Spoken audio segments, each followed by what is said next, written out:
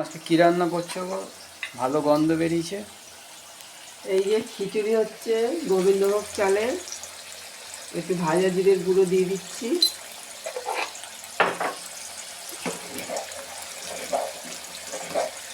গোবিন্দভোগ চাল, আলু, মটরশুঁটি, আর দিয়েছি একটু গাজর, ফুলকপি তো ছিল না, আর একটু ফুলকপি দিয়ে দিতাম, একটু ঘি দিয়ে দেবো।